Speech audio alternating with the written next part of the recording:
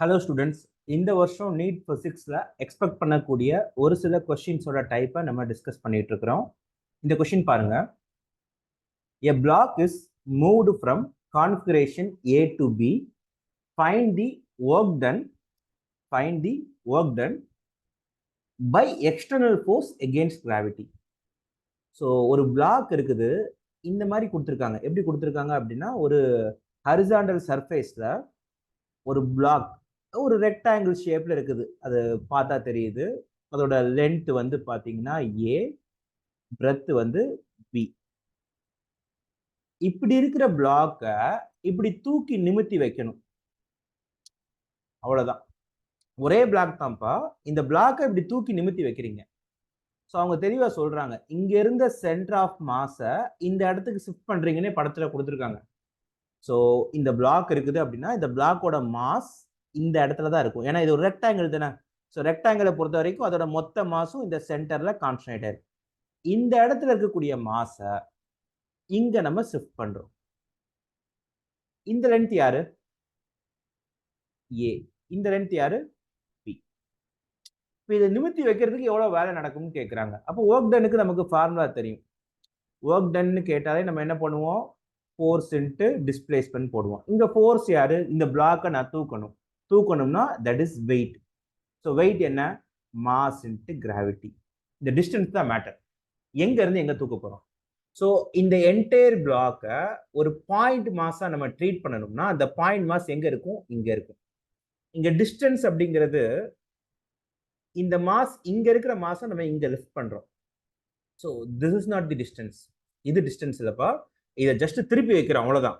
So இங்க இதை ஆக்சுவலா எப்படி இருக்கும் அப்படின்னா, இந்த மாதிரி இருக்கும். இந்த மாதிரி இருக்கும். இப்படி தூக்கி வைக்கிறோம். இப்படிதான் திருப்பி வைக்கிறோம். ஸோ ஹரிசாண்டலா மூவ் பண்றது விஷயம் கிடையாது. வெர்டிகலா இதை லிஃப்ட் பண்றோம் இல்லையா? அதுதான் அவங்க கேட்கறதும். அதுதான் எகெயின்ஸ்ட் கிராவிட்டி. இதை லிஃப்ட் பண்றதுக்கு என்ன வந்து பார்த்தோம்னா ஒர்க் தேவைப்படும். அப்போ வெர்டிகலா நம்ம எவ்வளவு தூரம் மூவ் ஆயிருக்கும்? அப்போ இந்த பிளாக்கோட சென்டர் ஆஃப் மாஸ் எங்க இருக்குது? முதல்ல இது இந்த ஹைட்ல இருந்துச்சு. இந்த ஹைட் யாரு? மொத்த ஹைட் பினா இது என்ன? b/2. அதாவது இந்த பிளாக்கோட சென்டர் ஆஃப் மாஸ், இந்த பிளாக்கை நீங்க ஒரு பாயிண்ட் மாஸா ட்ரீட் பண்ணீங்க அப்படின்னா, அந்த பாயிண்ட் மாஸ் கிரவுண்ட்ல இருந்து b/2ங்கிற ஹைட்ல இருக்கு. அதுவே நீங்க இதை எப்படி திருப்பி வச்சீங்கன்னு வைங்களேன், அது கிரவுண்ட்ல இருந்து a/2ங்கிற ஹைட்ல இருக்கு. அவ்வளவுதான். ஸோ இனிஷியலா இருந்த பொசிஷன் வந்து b/2, ஃபைனலா இருந்த பொசிஷன் வந்து அந்த m-ஓட பொசிஷன் என்ன? a/2.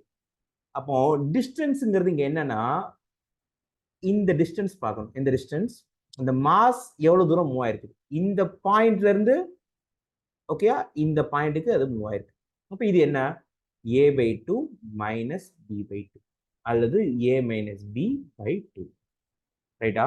அப்ப நமக்கு ஆன்சர் என்ன வரும்? டிக்கு பதிலா a மைனஸ் b/2 போட வேண்டியிருக்கும்.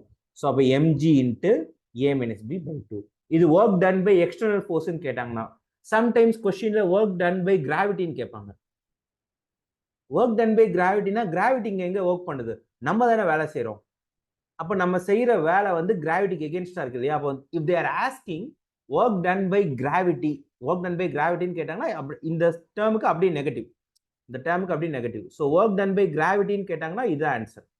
இங்க கேட்டிருக்கிறது work done by external force. So option B தான் கரெக்ட். சரியா? இது ரொம்ப சிம்பிளான கேள்வி. இந்த கேள்வியில அவங்க என்ன செக் பண்றாங்க அப்படின்னா, ஒரு கான்ஃபிகரேஷன் கொடுக்கும்போது இந்த கான்ஃபிகரேஷன், இந்த பிளாக்கை வந்து ஜஸ்ட் வந்து பாத்தீங்கன்னா நீங்க தூக்கி வைக்கிறீங்க. தூக்கி வைக்கிறீங்கன்னா அப்ப அதை எப்படி பார்க்கணும்? இந்த பிளாக்கை ஒரு பாயிண்ட் மாஸா, ஒரு இந்த பிளாக் நம்ம யூஸ்வலா என்ன பண்ணுவோம்? ஒரு மாஸ் இங்க இருந்து இங்க போகுதுன்னு படிப்போம். ஒரு மாஸ இங்க இருந்து இங்க தூக்கி எறிகிறோம், கீழ இருந்து மேல தூக்கி வீசுறோம் அப்படின்னு சொல்லிட்டு படிப்போம். ஸோ ஒரு மாஸை நம்ம தூக்கி வீசுறோம்னு சொல்லும் போது, ஒரு மாஸ் இப்படி போகுதுன்னு சொல்லும் போது, நம்ம அந்த மாஸை பாயிண்ட் மாஸா தான் ட்ரீட் பண்ணிட்டு இருப்போம். ரைட்டா? இங்க ஒரு ரெக்டாங்கிள் ஷேப்ல கொடுக்கும்போது, அந்த ரெக்டாங்கிள் ஷேப்போட கான்ஃபிகரேஷன் மாறுது. ஜஸ்ட் லிஃப்ட் பண்றதுனால கான்ஃபிகரேஷன் மாறுது.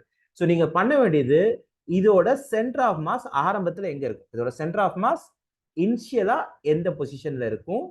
ஃபைனலா எந்த பொசிஷன்ல இருக்கும்? அப்ப கிராவிட்டிக்கு எகெயின்ஸ்டா நீங்க இவ்வளவு ஹைட் வந்து லிஃப்ட் பண்ணிருக்கீங்க. இந்த ஹைட் என்ன? அதுதான் என்ன? a minus b/2. So option B தான் இது கரெக்ட். சரியா? இந்த மாதிரி கொஸ்டின்ஸ் வந்து இந்த டைம் நம்ம எக்ஸ்பெக்ட் பண்ணலாம். அடுத்த கொஸ்டின் போலாம்.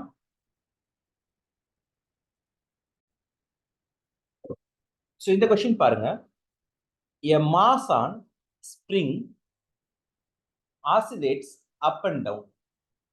As the mass moves downward from its highest point to its equilibrium point, then 4 options கொடுத்திருக்காங்க.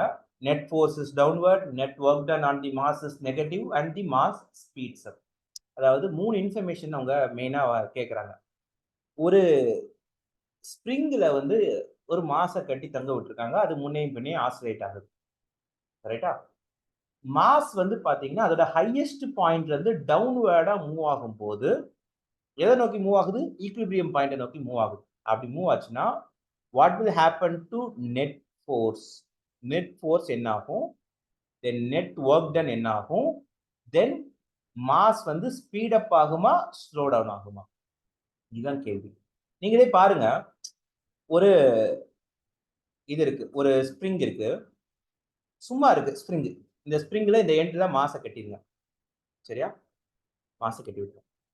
இப்போ இது ஆக்சுவலா வந்து பார்த்தோம்னா ஈக்விலிபிரியம் பாயிண்ட் இதுதான் வச்சுக்கோங்களேன். ஈக்விலிபிரியம் பாயிண்ட்னா என்ன அர்த்தம்? நான் இப்படி வச்சுக்கிறேன், கொஞ்சம் கீழே போட்டுக்கணும். ஸோ இப்படி இருக்கு.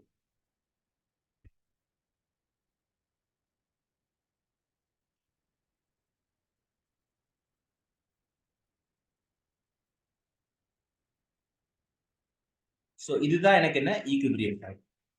இப்போ ஈக்விலிபிரியம் பாயிண்ட் என்ன அர்த்தம்னா இந்த இடத்துல அது ஃப்ரீயா இருக்கும். இதுல இருந்துகிட்டு என்ன ஆகும் அப்படின்னா இதோட வெயிட் காரணமா கீழே போகும். இதோட வெயிட் காரணமா என்ன ஆகும்? கீழே போகும். அதாவது இப்படி போகும்.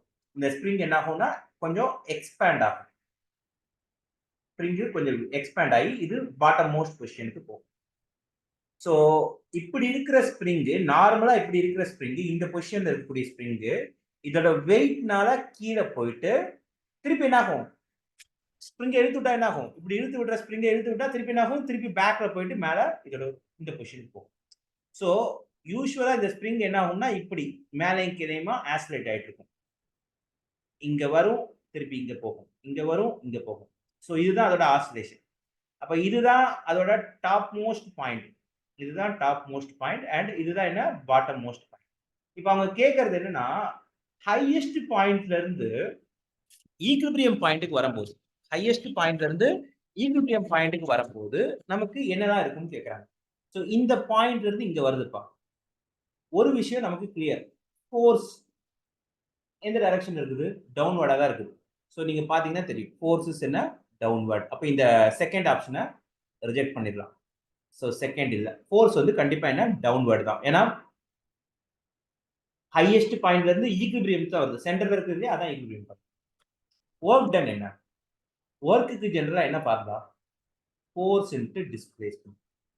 ரைட்டா? இங்க இருந்து வருதுப்பா. இதுதான் ஃபோர்ஸ், இதுதான் டிஸ்பிளேஸ்மென்ட். ஃபோர்ஸும் சரி டிஸ்பிளேஸ்மென்ட்டும் சரி ஒரே டைரக்ஷன்ல தான் இருக்குது. ஃபோர்ஸும் டிஸ்பிளேஸ்மென்ட்டும் ஒரே டைரக்ஷன்ல தான் இருக்குது. ஒர்க் டன் எப்படி இருக்கும்? கண்டிப்பா பாசிட்டிவா தான் இருக்கும். சரியா? சோ அப்போ work done positive. So force downward, net work done வந்து பார்த்தா நெகட்டிவ் இருக்கா? அடிச்சு விட்டுறலாம். நெட் ஒர்க் டன் நெகட்டிவ் இருக்கிறத அடிச்சு விட்டுறலாம். அப்போ பாசிட்டிவ் இருக்கு. அப்போ ஆப்ஷன் 3ஆ ஆப்ஷன் 4ஆ? இப்போ ஸ்பீட் அப் ஆகுமா ஸ்லோ டவுன் ஆகுமா?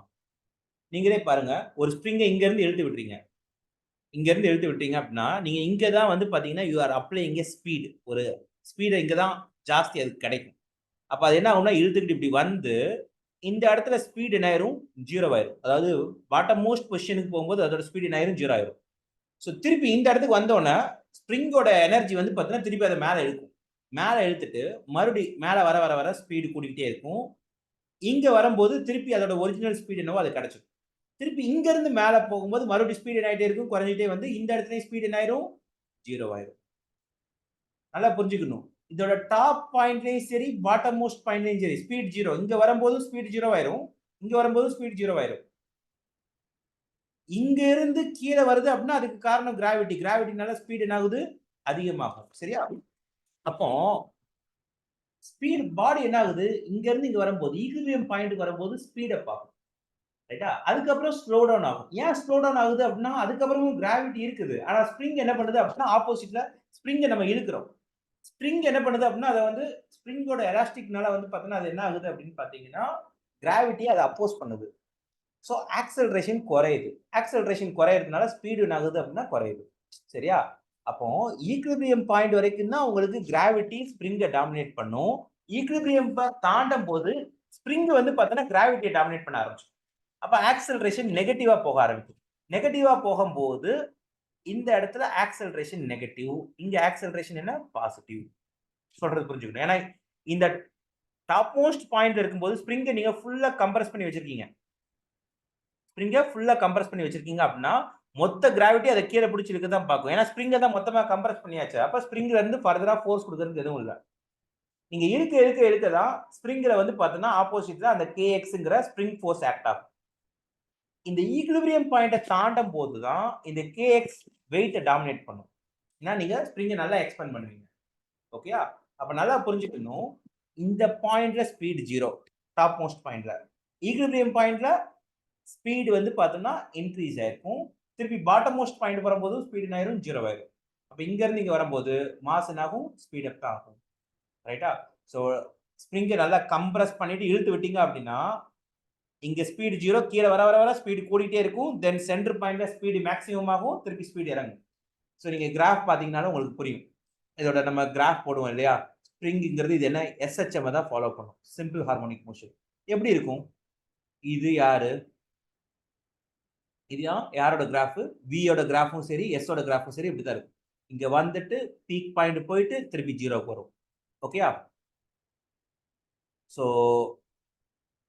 எனக்கு வந்து பார்த்தோம்னா இங்க இருந்து ஸ்டார்ட் ஆகி திருப்பி பீக் பாயிண்ட் போயிட்டு இப்படி வரும். திருப்பி இங்க இருந்து இப்படி வந்து இப்படி போகும்.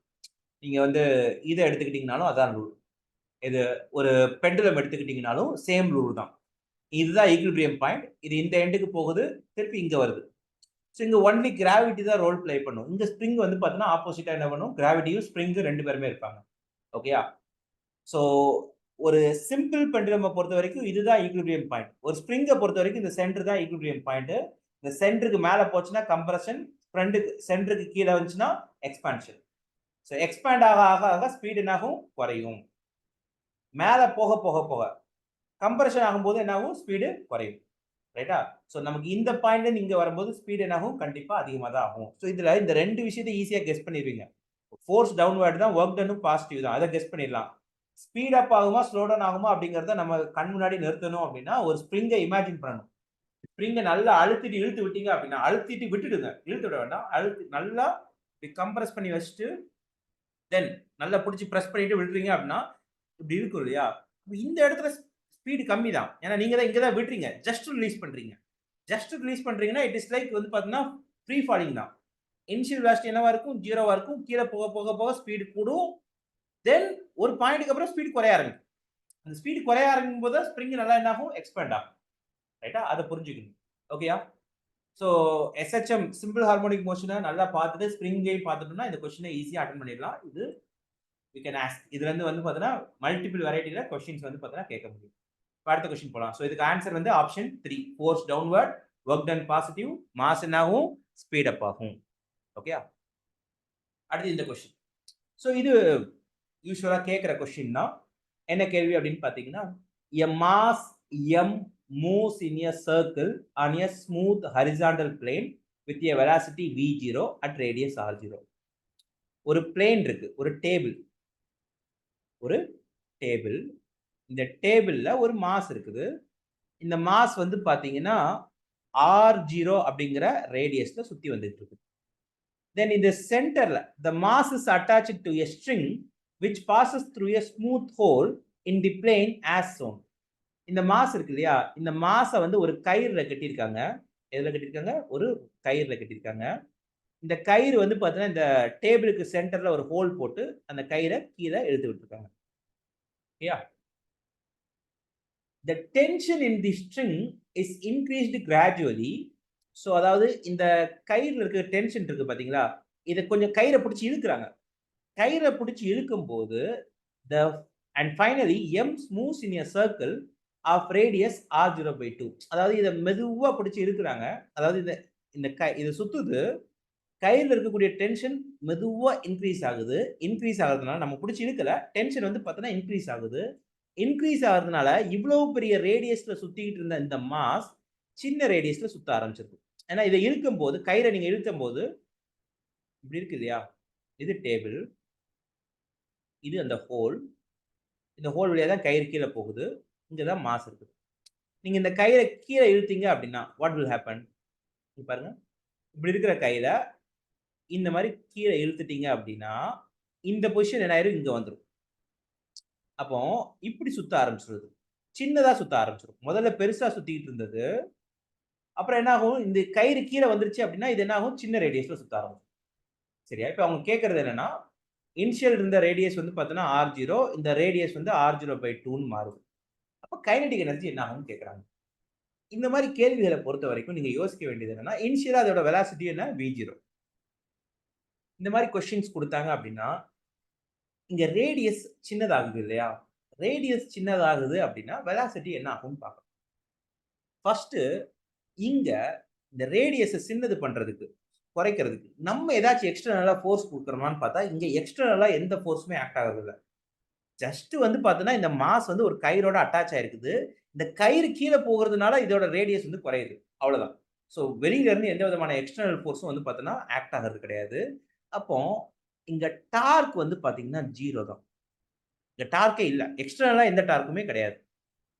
ஸோ இந்த மாதிரியான கொஸ்டின்ஸ்க்கு எக்ஸ்டர்னல் டார்க்கே வரல அப்படிங்கிற பட்சத்துல நீங்க இந்த கொஸ்டின் எப்படி அப்ரோச் பண்ணணும்னா, நமக்கு எப்படி ஃபோர்ஸ் 0வா இருந்துச்சு அப்படின்னா, எக்ஸ்டர்னல் ஃபோர்ஸ் 0னா மொமெண்டம் கன்சர்வேஷனை யூஸ் பண்ணணும். Initial momentum is equal to final மொமெண்டம்ங்கிற லாஜிக். அதாவது MIVI is equal to MFVF.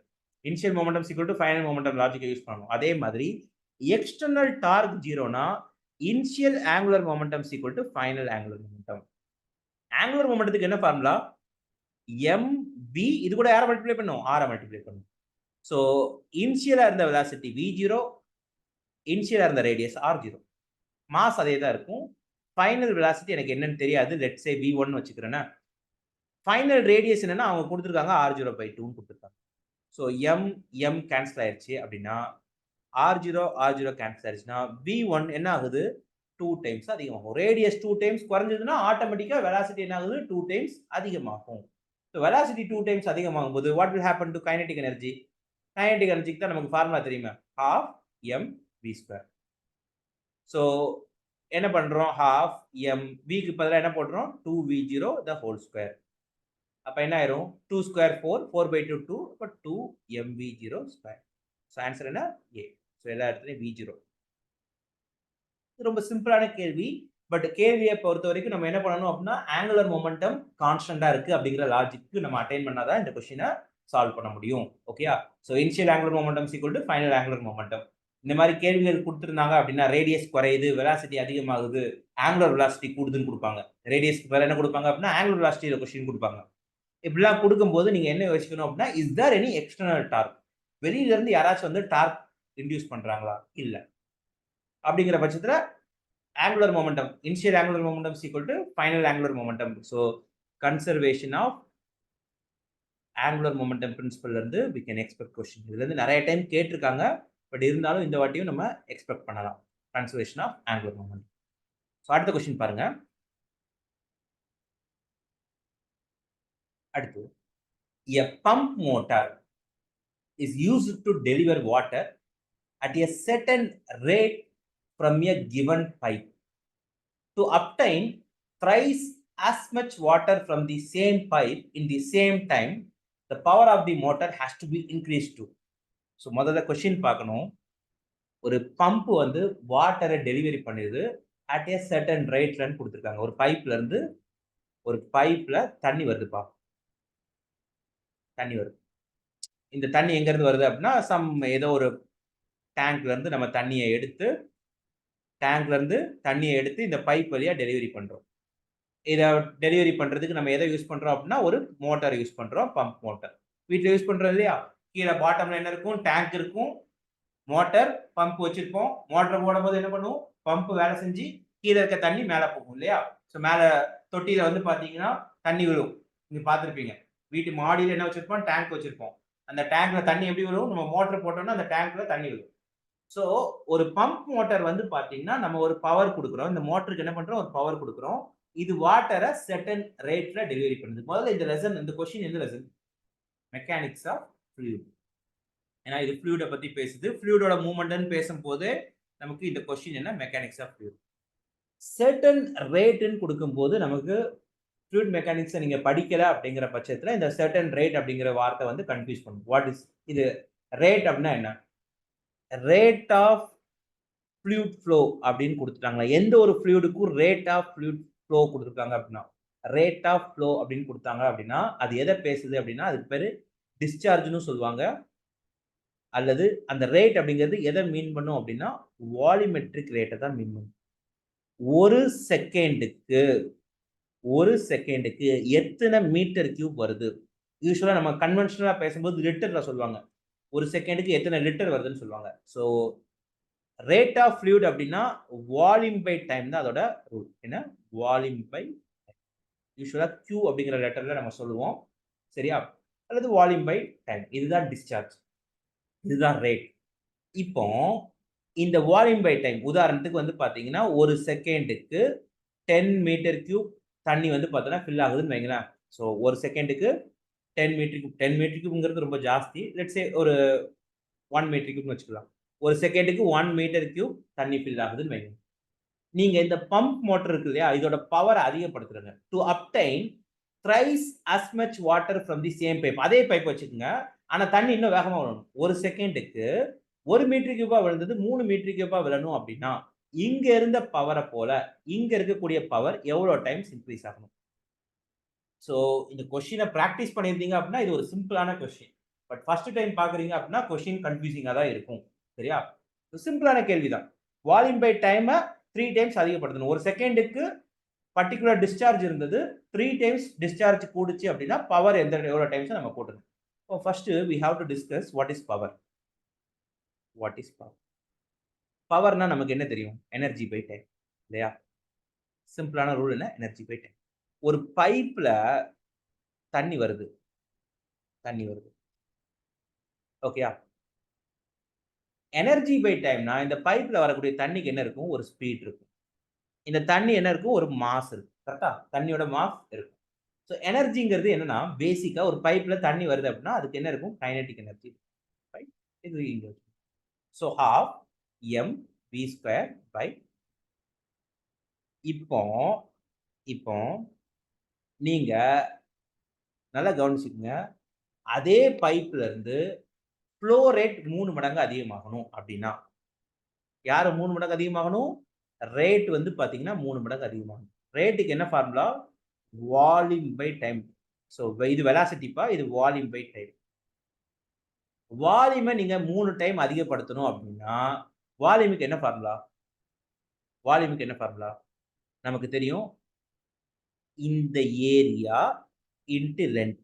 யூசுவலா வால்யூமோட ஃபார்முலா என்ன? Area into length by time. இந்த லென்த் பை டைம்ங்கிறது யாரு? வெலாசிட்டி. சோ இந்த வால்யூம நீங்க 3 வாட்டி அதிகப்படுத்தணும் அப்படின்னா, வெலாசிட்டிய 3 டைம்ஸ் அதிகப்படுத்தணும். வெலாசிட்டி என்ன பண்ணணும்? 3 டைம்ஸ் அதிகப்படுத்தணும். சோ ஆஃப் வெலாசிட்டி என்ன ஆகணும் அப்படின்னா 3 டைம்ஸ் அதிகமாகணும். ஏன்னா ஏரியா சேம் தான். வெலாசிட்டி 3 மடங்கு அதிகமாச்சு அப்படின்னா டிஃபால்ட்டா மாஸும் என்ன ஆயிரும்? 3 மடங்கு அதிகமாயிரும். ஏன்னா வெலாசிட்டி அதிகமாகும் போது இதுல தான் தண்ணி வந்து ஃபில் ஆகுது. இங்க தான் டேங்க். டேங்க்ல வந்து தண்ணி ஃபில் ஆகுது. நார்மலா தண்ணி வந்து விழுறதுக்கும் வெலாசிட்டி 3 டைம்ஸ் கூடும்போது ஒரே பைப். ஏரியாவ நம்ம என்ன பண்ணல? மாத்தல. ஏரியாவ மாத்தல அப்படிங்கும்போது மெதுவா விழுற தண்ணி வேகமா வந்து விழுது. வேகமா வந்து விழும்போது மாஸ் என்ன ஆகுது? 3 டைம் அதிகமாகும். அப்ப mass 3 times, velocity 3 times. By T. அப்ப மொத்தமா எவ்வளவு ஃபேக்டர் அதிகமாகுது? இங்க இருந்த ஃபார்முலாக்கும் பார்க்கும்போது மாஸ் ஒரு 3 டைம்ஸ், வெலாசிட்டி ஒரு 3 டைம்ஸ். வெலாசிட்டிக்கு வேற ஸ்கொயர் இருக்கிறதுனால மொத்தமா 27 டைம்ஸ் அதிகமாகுது. இல்லையா? இது ஒரு 9 டைம்ஸ், இது ஒரு 3 times. So 27 times of half m v ஸ்கொயர்னு வரும். ஒரிஜினலா இருந்த பவர போல 27 டைம்ஸ் அதிகமாகும். ஸோ சிம்பிள் ரூல் என்ன அப்படின்னு பார்த்தீங்கன்னா, பவர் இஸ் ப்ரொபோர்ஷனல் டு நீங்க போட்டுருங்க. டிஸ்சார்ஜோட கியூப். இப்போதைக்கு பவர் இஸ் ப்ரொபோர்ஷனல் டு டிஸ்சார்ஜோட கியூப். டிஸ்சார்ஜ நீங்க 3 மடங்கு அதிகப்படுத்தணும் அப்படின்னா, ரேட்ட 3 டைம்ஸ் அதிகப்படுத்தணும்னா, பவர் 3 கியூப் டைம்ஸ் 27 டைம்ஸ் அதிகமாகும். இதான் இந்த கேள்விக்கான ஆன்சர். அடுத்த क्वेश्चन போலாம். Find the frictional force on the 2 kg block in the arrangement shown in figure. So இது லாஸ் ஆஃப் மோஷன்ல யூஸ்வலா எக்ஸ்பெக்ட் பண்ணக்கூடிய டைப் தான். இந்த மாதிரி ஒரு அரேஞ்ச்மெண்ட் இருக்கு அப்படின்னா, ஒரு புள்ளியில 2 மாச கட்டி விட்டுருக்காங்க. முதல்ல இதுதானே ஃப்ரீயா தொங்கிக்கிட்டு இருக்குது. இங்க இருந்து வருவோம். இந்த பாடி என்ன பண்ணும்? இதோட வெயிட்னால இது கீழ பார்க்க ட்ரை பண்ணும். இதோட வெயிட் எங்க? 1 கேஜி இல்லையா? லெட்ஸ் சே ஜி வந்து 10ன்னு எடுத்துக்கலாம்ப்பா. 10 metre per second square. Weight என்னப்பா? m into g. That is 1 into g. அப்ப 10 நியூட்டன். இது வெயிட். இந்த வெயிட் இது கீழ பார்க்க போகும். இது கீழ பார்க்க போனோம்னா சர்ருன்னு கீழ வந்துருமான்னு கேட்டா வராது. ஏன்னா கயிறு இருக்குது. கயிறோட இந்த சைடு ஒரு ஆள் இருக்காங்க. இங்க யாருமே இல்லன்னா இது கீழ போகும்போது அப்படியே சர்ருன்னு கயிறு கீழ வந்துரும். இந்த கயிறு இந்த எண்ட்ல இந்த மாஸ் கனெக்ட் பண்ணல அப்படின்னா இந்த 1 கேஜி கீழ வர கயிறு கீழ வந்துரும். பட் இந்த எண்ட்ல 2 கேஜி கனெக்ட் ஆயிருக்குது. 2 கேஜி கனெக்ட் ஆயிருக்கிறதுனால இந்த கயிறுல என்ன ஆகும்? ஒரு டென்ஷன் வரும். இந்த டென்ஷன் தான் என்ன பண்ணுது அப்படின்னா இந்த 2 கேஜி இந்த சைடு பிடிச்சிருக்கும். இந்த 2 கேஜி என்ன பண்ணும்? இந்த சைடு பிடிச்சிருக்கும். அண்ட் ஒரு மாஸ் ஒரு இன்க்ளைன்ட் சர்ஃபேஸ்ல இருந்துச்சுன்னா நீங்க கண்ணை மூடிட்டு போட்டுறணும். இன்க்ளைன்ட் சர்ஃபேஸ்ல இருந்துச்சுன்னா இந்த இன்க்ளைன்ட் சர்ஃபேஸ்ல என்ன formula? mg sin θ. mg sin θ. So இதை எக்ஸ்பிளைன் பண்ணல ஈஸியா உங்களுக்கு தெரிஞ்சிருக்கணும். ஒரு இன்க்ளைன்டு பிளைன்ல ஒரு மாஸ் இருந்துச்சு அப்படின்னா அதோட வெயிட் என்ன? mg sin θ. ஸோ mg இங்க பார்க்க ஆக்ட் ஆயிட்டு இருக்கும். this is mg sin θ and this will be mg cos θ. நமக்கு இந்த mg cos θ இப்ப மேட்டர் இல்ல. டென்ஷன் இந்த கயிறு இந்த 2 kg எப்படி பிடிச்சிருக்கும்? இந்த mg sin θ என்ன நடக்கும்? m என்னப்பா? 2. g என்ன? 10. sin 30 degree. sin 30 டிகிரி என்ன? 1/2. ஸோ ஆன்சர் என்ன? 10 நியூட்டன். இங்க பாருங்க இது 10 நியூட்டன் அப்படின்னா ஆப்போசிட்ல இருக்கக்கூடிய டென்ஷன் என்னவா இருக்கும்? 10 நியூட்டனா இருக்கும். இதுவும் எவ்வளவு? 10 நியூட்டன். அப்ப இங்க இருக்கக்கூடிய டென்ஷன் என்ன? 10 நியூட்டன். இது கீழே பிடிச்சி இருக்கிறதும் 10 நியூட்டன். ஸோ எல்லாத்தையும் விட்டுருங்க. எல்லாத்தையும் விட்டுட்டு நீங்க இங்க பாடி இருக்கு இல்லையா? இது 10 நியூட்டன் இப்படி கீழே பார்க்க பிடிச்சிருக்குது. ஓகேயா? இது இப்படி பிடிச்சி இருக்கிற ஃபோர்ஸ் என்ன? 10 நியூட்டன். கயிற டென்ஷன்லாம் நீங்க கேன்சல் பண்ணிட்டீங்கனாலும் இது 10 நியூட்டன் இப்படி, இது 10 நியூட்டன் இப்படி. அப்ப இது நகருமா? நகராது. பிகாஸ் வந்து பாத்தீங்கன்னா நெட் ஃபோர்ஸ் என்ன? நெட் ஃபோர்ஸ் ஆன் 2 kg என்னன்னு பார்த்தோம்னா இது 10 நியூட்டன் மைனஸ் டென்ஷனும் 10 நியூட்டன். So 0 newton. ஃபோர்ஸே இல்லை அப்படின்னா ஃப்ரிக்ஷனுக்கு என்ன வேலை? ஃப்ரிக்ஷன் இருக்கும். நீங்க பாடி மூவ் ஆகும்போது ஃப்ரிக்ஷன் வரும். பாடியே மூவ் ஆகல அப்படிங்கும் போது ஃபைண்ட் தி ஃப்ரிக்ஷனல் ஃபோர்ஸ்னு கேட்டிருக்காங்க. ஃப்ரிக்ஷன் என்ன? 0 நியூட்டன்னு முடிச்சுக்கலாம். ரொம்ப சிம்பிள். ஃப்ரிக்ஷன் எப்போ வரும் அப்படின்னு கேட்டீங்கன்னா இன் கேஸ் இங்க 1 கேஜிக்கு பதிலா ஒரு 2 கேஜி இருக்குதுன்னு வைங்க. 1 கேஜிக்கு மேல என்ன இருக்குது? 2 கேஜி இருக்குது. அப்ப இங்க என்ன வரும்? 20 நியூட்டன் வரும். 20 நியூட்டன் வரும். ஸோ டென்ஷன் இப்போ தெரியாது. டென்ஷனை வச்சுக்கலாம். டென்ஷன் எவ்வளோ இருக்குன்னு தெரியாது. ஓகேயா? இப்போ எப்படி சால்வ் பண்ணணும்? இப்போ இவன் 20 இவன் 10 தான். இவன் 10 தான். யார் வின் பண்ணுவா? இந்த 20 தான் வின் பண்ணும். அப்ப இந்த பாடி ஒரு ஆக்சலரேஷன்ல இது கீழே போகும். அதே ஆக்சலரேஷன்ல இது என்ன ஆகணும்? மேல வரணும். சரியா? அதே ஆக்சலரேஷன்ல இது என்ன ஆகணும்? மேல வரணும். இதான் ரூல். இப்ப பாருங்க. 20 நியூட்டன் கீழே பார்க்க இருக்குது. டென்ஷன் அப்போஸ் பண்ணும். சரியா? இதுதான் என்ன? மாஸ் இன்டு ஆக்சலரேஷன் காரணம். மாஸ் யாரு? 2 kg. அப்ப 2a க்கு காரணமா இருக்கும். இது எப்போ? if this is 2 kg. இது ஈக்குவேஷன் 1. இவனுக்கு எடுத்துக்கிட்டீங்க அப்படின்னா mg sin θ இந்த சைடு பிடிச்சிருக்கும். டென்ஷன் இப்படி பிடிச்சிருக்குது. யார் ஜெயிக்கிறான்னு சொல்றேன்? டென்ஷன் தான் ஜெயிக்குதுன்னு சொல்றேன். சரி, டென்ஷன் மைனஸ் mg sin θ இது போக யார் வருவா? ஃப்ரிக்ஷன் வரும். இது போக யார் வருவா? ஃப்ரிக்ஷன் வரும். ஏன்னா இது இப்படி இழுத்துட்டு வரும்போது ஆப்போசிட் என்ன வந்துரும்? ஃப்ரிக்ஷன் வந்துரும். இதுதான் உங்களுக்கு என்னவா காரணமா இருக்கும் அப்படின்னு பார்த்தா இந்த 2 kgக்கு ஆக்சலரேஷன் இருக்கும். So 2 into a acceleration. இது என்ன ஆக்சலரேஷன்ல கீழே போகுதோ அதே ஆக்சலரேஷன்ல இது மேல வரும்.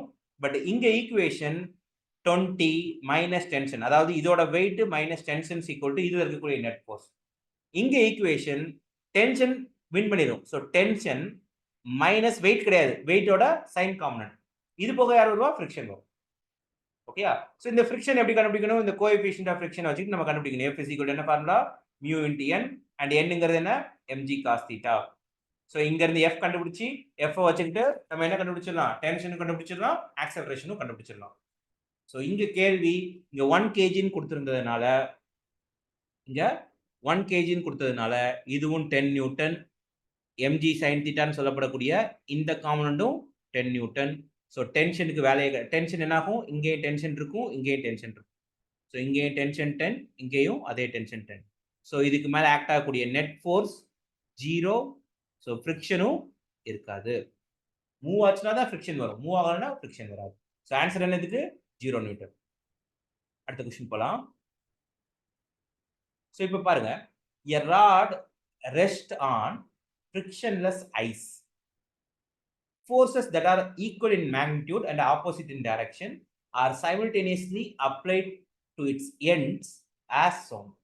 The quantity that vanishes is its angular momentum, angular acceleration, linear momentum, kinetic energy. அதாவது ஒரு ராடை வந்து பார்த்தீங்கன்னா ஒரு ஐஸ் மேலே வச்சிருக்காங்கப்பா, ஃப்ரிக்ஷன்லெஸ் ஐஸ் டியூப் மேலே வச்சிருக்காங்க. ஸோ இந்த ராடுக்கு இப்படி ஒரு ஃபோர்ஸ் கொடுக்குறாங்க, இப்படி ஒரு ஃபோர்ஸ் கொடுக்குறாங்க, சரியா? இப்படி ஃபோர்ஸ் கொடுக்குறாங்க, இப்படி ஒரு ஃபோர்ஸ் கொடுக்குறாங்க அப்படின்னா ஆட்டோமேட்டிக்காக இந்த ராடு என்ன ஆகும், ஒரு பொருளை எப்படி வச்சுக்கிட்டு இப்படி ஒரு ஃபோர்ஸும் இப்படி ஒரு ஃபோர்ஸும் கொடுத்தா என்ன ஆகும், இது என்ன ஆகும், சுத்தும். கரெக்டா? ரொட்டேட் ஆக ஆரம்பிச்சிடும். ரொட்டேட் ஆகுது அப்படின்னா ஆங்குலர் மொமெண்டம் இருக்கும், ஆங்குலர் ஆக்சலரேஷன் இருக்கும். லீனியர் மொமெண்டம் ரொட்டேஷன் வரும்போது ஆங்குலர் மொமெண்டம் இருக்குது, ஆங்குலர் ஆக்சலரேஷன் இருக்குது. பட் இங்க ஒரு ஃபோர்ஸ், இங்க ஒரு ஃபோர்ஸ். நெட் ஃபோர்ஸ் என்னன்னு பாத்தீங்கன்னா இந்த பாடிக்கு மேல ஆக்ட் ஆகக்கூடிய நெட் லீனியர் ஃபோர்ஸ் என்னன்னு பாத்தீங்கன்னா 0. ஏன்னா பாடியை மொத்தமா பாத்தீங்கன்னா ஃபோர்ஸ் வந்து 0. ஃபோர்ஸ் 0னா there is no linear momentum. Only pure rotation மட்டும் இருக்கும், லீனியர் மொமெண்டம் 0. அப்போ லீனியர் மொமெண்டம் இருக்காது. சின்ஸ் இது சுத்துறதுனால கண்டிப்பா என்ன இருக்கும், எனர்ஜி செலவாகும், கைனடிக் எனர்ஜி இருக்கும். ஸோ நீங்க ஃபோர்ஸ் இப்படி கொடுக்குறீங்க ஒரு பாடிக்கு, இப்படி ஒரு ஃபோர்ஸ், இப்படி ஒரு ஃபோர்ஸ் கொடுக்குறீங்க. ரெண்டுமே வந்து பாத்தீங்கன்னா ஒரே பாயிண்ட்ல கொடுத்தீங்கன்னு வைங்களேன், ஒரே பாயிண்ட்ல ஃபோர்ஸ் கொடுத்தீங்க அப்படின்னா இப்படி ஒரு ஃபோர்ஸ், இப்படி ஒரு ஃபோர்ஸ்னா இங்க நெட் ஃபோர்ஸும் 0. இது ரொட்டேட் ஆகுமா, ரொட்டேட் ஆகாது. மேலையும் கீழையும் பிடிச்சி கொடுத்தீங்க அப்படின்னா ரொட்டேட் ஆகாது. அதுவே இந்த ஃபோர்ஸஸ் சர்டன் கேப் விட்டு கொடுத்தீங்க அப்படின்னா ஆட்டோமேட்டிக்கா என்ன ஆகும், இது என்ன ஆரம்பிக்கும், சுத்த ஆரம்பிச்சிடும். ஸோ சுத்த ஆரம்பிக்குது அப்படிங்கும் போது angular momentum, angular acceleration, movement இருக்குது அப்படின்னாலே கைனடிக் எனர்ஜி வந்துடும். பட் லீனியரா இது எந்த விதத்திலையும் மூவ் ஆயிருக்காது. இதோட பொசிஷன் வந்து லீனியரா அதோட எந்த இது மூவ் ஆயிருக்காது. லீனியர் மூவ்மெண்டம்னா இதோட சென்டர் ஆஃப் மாஸ் எங்க, இங்க தான் இருக்கு. சென்டர் ஆஃப் மாஸ் இங்க இருக்கு இல்லையா, இது சுத்துறதுனால இந்த சென்டர் ஆஃப் மாஸ் மாறுமா, சென்டர் ஆஃப் மாஸோட பொசிஷனே மாறாது. ஸோ ஆக்சலரேஷன் ஆஃப் சிஎம் பாத்தீங்கன்னா 0. அப்போ ஃபோர்ஸ் பாத்தீங்கன்னா என்ன, 0. ரைட்டா? அதே மாதிரி விசிஎம் பாத்தீங்கன்னா வெலாசிட்டி ஆஃப் சென்டர் ஆஃப் மாஸும் பாத்தீங்கன்னா இந்த பாடி இப்படி சுத்துது, பட் இந்த சென்டர் ஆஃப் மாஸ் அப்படியே தான் இருக்கும். இந்த கயிறு, இந்த ராட் வந்து இப்படி போகும், இப்படி வரும், ரைட்டா? சுத்த இதோட பொசிஷன் மாறிட்டே இருக்கும். ஆனா இந்த சென்டர் பாயிண்ட் அப்படியே தான் இருக்கும். ஸோ விசிஎம் என்ன நமக்கு 0. விசிஎம் 0னா மொமெண்டம் என்ன, 0. ரைட்டா? கேள்வியை இன்டெப்தா அண்டர்ஸ்டாண்ட் பண்ணிக்கணும். ஸோ இங்க என்ன வராது, லீனியர் மொமெண்டம் தான் வராது. ஸோ கேள்வி என்னன்னா the quantity that vanishes. vanishes எது இருக்காது, எது இருக்காது, லீனியர் மொமெண்டம் இருக்காது. vanishes தான் இருக்காதுன்னு கேட்டிருக்காங்க. ஓகே, அடுத்த கொஸ்டின் போலாம். ஓகே, இந்த கொஸ்டின் பாருங்க. 540 calories of heat converts 1 cubic centimeter of water at 100 degree Celsius. Volume என்ன கொடுத்திருக்காங்கப்பா, 1 cubic centimeter cc at temperature எவ்வளவு, 100 degree Celsiusல இருக்குது. இந்த வாட்டருக்கு எவ்வளவு ஹீட் சப்ளை பண்றாங்க அப்படின்னா 540 கலோரி ஹீட்டை சப்ளை பண்றாங்க. இப்படி சப்ளை பண்றதுனால 1 கியூபிக் சென்டிமீட்டர் ஆஃப் வாட்டர் வந்து பார்த்தோம்னா it is into 1671 CC of ஸ்டீமா மாறிடுது.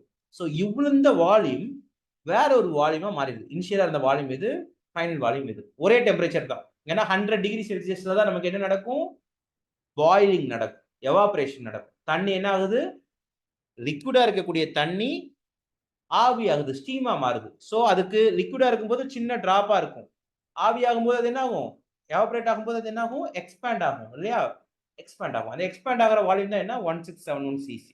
ஸோ இது எல்லாமே 100 டிகிரி செல்சியஸ்லையும் 1 atm ப்ரெஷர்லையும் நடக்குது. தென் the work done against the atmospheric pressure. So thermodynamics இந்த கேள்வி பார்த்தோன்னே புரிஞ்சுக்கலாம். ஒர்க் டன் அகெயின்ஸ்ட் தி ப்ரெஷர்னு கேட்டாங்கன்னா தெர்மோடைனமிக்ஸை பொறுத்த வரைக்கும் ஒர்க் டன் ஃபார்முலா என்ன, P இன்ட்டு டிவி இன்டகிரேஷன். இது ஒரு ஃபார்முலா, அல்லது P into delta V. P dV எப்போ போடணும், P delta V எப்போ போடணும், if there is a constant pressure P into delta V போட்டுக்கலாம். work done ஓட ஃபார்முலா. ஸோ நமக்கு work doneக்கு தெரிஞ்ச ஃபார்முலா என்ன, F into X போடுவோம், force into displacement போடுவோம். ஃபோர்ஸுக்கு பதிலாக இங்கே என்ன போடணும் அப்படின்னா pressure into area into displacement. இந்த ஏரியா into displacement தான் என்ன அப்படின்னு பார்த்தீங்கன்னா சேஞ்ச் இன் வால்யூமா இருக்கும். ஏரியா into displacement என்ன, வால்யூம். ரைட்டா? ஸோ அதனால தான் P delta V வருது. இது கான்ஸ்டன்ட் ப்ரெஷராக இருந்தால் P delta V, pressure March அப்படின்னா இன்டகிரேட் பண்ணணும். ஓகே. ஸோ நம்ம இப்போதைக்கு ஈஸியான ஃபார்முலா என்ன, இங்கே constant pressure P delta V. Work done தான் கேட்குறாங்க, வேற எதை பற்றி நீங்கள் கவலைப்பட தேவையில்ல. 1 அட்மாஸ்பரிக் ப்ரெஷர் அப்படின்னா இதை நீங்கள் எதுக்கு மாற்றணும், பாஸ்கலுக்கு மாற்றணும். அப்ராக்சிமேட்டா இது ஆக்சுவலாக 1.01 into 10 to the power of 5 பாஸ்கல்னு வரும். யூஸ்வலாக நீங்கள் இதை என்ன பண்ணுங்க அப்படின்னா 1 ATMனு கேட்டாங்கனாலே கண்ணை மூடிட்டு என்ன போட்டிருங்க அப்படின்னா 10 to the power of 5 pascal. Pascal தான் நமக்கு ஸ்டாண்டர்ட் யூனிட், அதாவது நியூட்டன் பெர் மீட்டர் ஸ்கொயர் அல்லது பாஸ்கல். சரியா? ஸோ பாஸ்கல்ல தான் இருக்கணும் நமக்கு. So 10 to the power of 5. Volume எவ்வளோப்பா சேஞ்ச் ஆயிருக்குது, V2 minus V1 இல்லையா, V2 minus V1. 1671 minus 1 அப்ப என்ன வரும், 1670 cubic centimetre. Cubic centimetre 1 centimetre cube. Metre cubic எப்படி மாத்துறது, 1 சென்டிமீட்டர் அப்படின்னா 10 to the power of minus 2 metre. 1 centimetre அப்படின்னா 10 to the power of minus 2 metre. அப்போ 1 சென்டிமீட்டர் கியூப்னா 10 to the power of minus 2 the whole cube metre cube. அப்போ so 10 to the power of minus 6 ஆல நீங்க multiply பண்ணணும். அப்போ இது ரெண்டையும் மல்டிப்ளை பண்ணீங்கன்னா 167 ஜூல்னு வந்துடும். ஸோ இதுதான் ஒர்க் டன். அப்போ இந்த ஹீட் எதுக்கு கொடுத்துருக்காங்க, தேவையில்லாத இன்ஃபர்மேஷன் தான், ஜஸ்ட் ஒர்க் டன் தான் கேட்குறாங்க. ஆன்சர் என்ன, 167 ஜூல். ஆனால் இப்போ என்னன்னா இவங்க கலோரியில் கேட்டிருக்காங்க. இந்த ஜூலுக்கும் கலோரிக்கும் வந்து பார்த்தீங்கன்னா கனெக்ஷன் இருக்குது. என்ன அப்படின்னு பார்த்தீங்கன்னா 1 கலோரி அப்படிங்கிறது யாருன்னா இந்த வாட்டரோட ஸ்பெசிபிக் ஹீட் இருக்கு இல்லையா, சிபி ஆஃப் வாட்டர்னு சொல்லுவாங்க. ஸ்பெசிபிக் ஹீட் ஆஃப் வாட்டர் எவ்வளோனா 4086 ஜூல் பெர் கேஜி கெல்வின். ஒரு கலோரி அப்படிங்கிறது எவ்வளோனா 4186 ஜூல், சரி 4.186 ஜூல். 1 கலோரி ஈக்குவல் எவ்வளோனா 4.186 ஜூல். ஸோ வாட்டரோட ஸ்பெசிபிக் ஹீட் இருக்கு இல்லையா, அதை அப்படியே எடுத்துக்கோங்க. 4.186 ஜூல் அப்படிங்கிறதா என்ன, ஒரு கலோரி. இப்போ 167 ஜூல் இருக்குது, அப்போ எத்தனை கலோரி, 167 நீங்க எதாவது டிவைட் பண்ணும், 4.1 டிவைட் பண்ணும். அப்ராக்சிமேட்டா எதுக்கு க்ளோஸா வருது, 540 வருமா, வராது. 0 கண்டிப்பா வராது, 500 வராது. So 167 4 164 வச்சுக்கிட்டீங்கன்னா அப்ராக்சிமேட்டா 40 calorie. Answer is 40. ஜூல கலோரிக்கு மாத்தணும். 1 கலோரினா எவ்வளவு, 4.186 ஜூல். சரியா, 4.186 ஜூல். அது எங்க இருந்து வருதுன்னா ஸ்பெசிபிக் ஹீட் ஆஃப் வாட்டர் தான் நம்ம என்னவா கன்வெர்ட் பண்ணிருப்பாங்கன்னா கலோரிக்கு ஈக்குவலா எழுதிருப்பாங்க. தண்ணியோட ஸ்பெசிபிக் ஹீட் வந்து பாத்தீங்கன்னா தண்ணியோட ஸ்பெசிபிக் ஹீட் வந்து ஜூல்ல சொல்றதா இருந்துச்சுன்னா 4.186 kilo joule per KG kelvin. இதுவே கலோரியில சொல்ற மாதிரி இருந்துச்சுன்னா இந்த 4.186 இருக்கு இல்லையா, இதுதான் யாருன்னா 1 kilo calorie per KG kelvin. சரியா, அல்லது 1000 calorie per KG per kelvin, தண்ணியோட ஸ்பெசிபிக் ஹீட். ஸோ நீங்க ஸ்பெசிபிக் ஹீட்னா என்ன அப்படின்னு பாத்தீங்க அப்படின்னா உங்களுக்கு புரியும். பட் பிரச்சனை இல்லை, நீங்க கன்வர்ஷன் இந்த நம்பர் மட்டும் தெரிஞ்சிருக்கும். 1 கலோரிங்கிறது என்ன, 4.186 ஜூல். இது தெரிஞ்சாதான், ஏன்னா கொஸ்டின்ல கொடுத்துருக்கிறது ப்ரெஷர் நமக்கு எப்படி இருக்கும் அப்படின்னா பாஸ்கல்ல இருக்கும், வால்யூம் எதுல இருக்குது, சென்டிமீட்டர் கியூப்ல இருக்குது. ரைட்டா, அப்ப யூனிட் யூஸ்வலாவே ஒர்க் டனுக்கு நீங்க ஃபார்முலா போட்டீங்கன்னா ஜூல்ல தான் வரும், ஜூல்ல தான் வரும். அப்ப ஜூல கலோரிக்கு மாத்துறதுக்கு இந்த நம்பர் தெரிஞ்சே ஆகும், வேற ஆப்ஷனே இல்ல. சரியா, 167 ஜூல், 1 கலோரிங்கிறது 4.186 ஜூல். இந்த நம்பர் தெரிஞ்சா மட்டும்தான் இந்த கொஸ்டினை அட்டெண்ட் பண்ண முடியும். ஓகேயா, ஸோ இதுல ஹீட் எதுக்கு கொடுத்துருக்காங்க, தேவையில்லை, கியூப் கொடுக்கணும்னு அவசியமே கிடையாது. சப்போஸ் இங்க பாருங்க, ஒர்க் டன் நமக்கு என்ன வந்துச்சு அப்படின்னா, ஒர்க் டன் வந்து பாத்தீங்கன்னா 40 கலோரின்னு வந்துச்சு இல்லையா. Q என்னப்பா, 540 கலோரி. அப்ப நீங்க 540 கலோரி கொடுக்குறீங்க, Q = என்ன formula, W plus delta U, தெர்மோடைனமிக்ஸோட ஃபர்ஸ்ட் லா. அப்போ 540 plus 40 what is change in internal energy கேட்பாங்க இதே கொஸ்டின்ல. கேட்டாங்கன்னா அப்ப என்ன வரும், 500 கலோரின்னு வந்துடும். ஸோ இந்த 500 கலோரிங்கிறது என்ன? Change in internal energy. நீங்க 540 ஜூல் கலோரி கொடுத்தீங்க, அதுல 40 கலோரி தான் அதை எக்ஸ்பேண்ட் பண்றதுக்கு ஹெல்ப் பண்ணுச்சு. மிச்சம் இருக்கக்கூடிய 500 கலோரி தண்ணியை ஸ்டீமா மாத்தும் போது வாட்டர் மாலிகூல்ஸ்க்கு இருக்கக்கூடிய இன்டர்னல் எனர்ஜியை விட ஸ்டீமுக்கு இருக்கக்கூடிய இன்டர்னல் எனர்ஜி அதிகம். அப்போ 500 கலோரி அதோட இன்டர்னல் எனர்ஜியா ஸ்டோர் ஆகிக்கும். 40 கலோரி தான் அது எக்ஸ்பேண்ட் ஆகிறதுக்கு ஹெல்ப் பண்ணுது. இதுதான் இந்த கொஸ்டின்ல கேட்க வேண்டியது. ஸோ டெல்டா யூ கேட்டாங்கன்னா மட்டும்தான், சேஞ்ச் இன் இன்டர்னல் எனர்ஜின்னு கேட்டாங்கன்னா தான் இந்த 540 கலோரிஸ் அப்படிங்கிற இன்ஃபர்மேஷன் ஹெல்ப் பண்ணும். சரியா? டெம்பரேச்சர் கொடுக்கணுங்கிற அவசியமே இல்லை இந்த கொஸ்டின்ல. ஏன்னா வாட்டர் வந்து 1 ATM ப்ரெஷர்னு கொடுத்துட்டாங்க அப்படின்னாலே 100 டிகிரி செல்சியஸ் தான் அது பாயில் ஆகும். ஸோ அது டெம்பரேச்சர் இங்க இந்த கொஸ்டின்ல நமக்கு எந்த விதத்திலையும் ஹெல்ப் பண்ணல. ஓகேயா? அடுத்த கொஸ்டின் போலாம். இந்த கொஸ்டின் பாருங்க. Two tuning forks A and B give 4 beats per second when sounded together. இது நமக்கு பீட்ஸ்ல இருந்து கேட்டிருக்காங்க. வேவ்ஸ் அண்ட் ஆசிலேஷன் சாப்டர்ல பீட்ஸ்னு ஒரு டாபிக் வரும். இந்த மாதிரி டியூனிங் ஃபோர்க் நீங்க பார்த்துருப்பீங்க. லைக் வந்து பாத்தீங்கன்னா நீங்க இந்த மாதிரி 2 கம்பி எடுத்துக்கங்களேன். 2 ஜஸ்ட் கம்பி, ஏதோ ஒரு கம்பி எடுத்துங்க. இந்த கம்பியை பக்கத்துல வச்சுக்கிட்டு தட்டுங்க.